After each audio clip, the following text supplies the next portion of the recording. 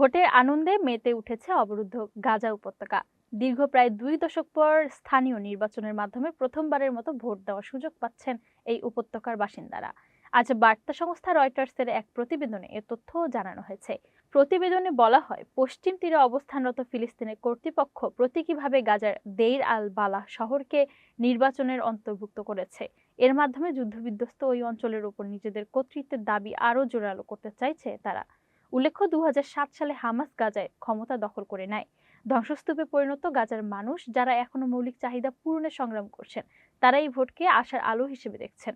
দেইর আল বালার বাসিন্দা আদহাম আল বারদিনি বলেন, জন্মের পর থেকেই নির্বাচন সম্পর্কে শুনে আসছি, এবার অংশ নিতে পারছি, এটাই বড় অর্জন। এদিকে গাজা ও পশ্চিম তীর জুড়ে ইসরায়েলের নিয়ন্ত্রণ বিস্তারের প্রেক্ষাপটে পরিস্থিতি আরও জটিল হয়ে উঠেছে। গত অক্টোবরে যুক্তরাষ্ট্রের মধ্যস্থতায় ইসরায়েল ও হামাসের মধ্যে যুদ্ধবিরতি কার্যকর হলেও পরবর্তী আলোচনায় উল্লেখযোগ্য অগ্রগতি হয়নি।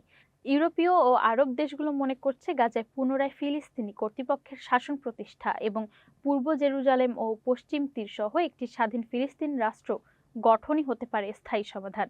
বিশ্লেষকদের মতে, এই স্থানীয় নির্বাচন ভবিষ্যতে জাতীয় নির্বাচনের পথ খুলে দিতে পারে এবং রাজনৈতিক স্বচ্ছতা ও জবাবদিহিতা বাড়াতে সহায়ক হবে। রয়টার্স জানিয়েছে, বিদ্যুৎ সংকটের কারণে কিছু কেন্দ্রে তাঁবুতে ভোট গ্রহণ হচ্ছে এবং নির্ধারিত সময়ের আগেই ভোট শেষ করা হচ্ছে।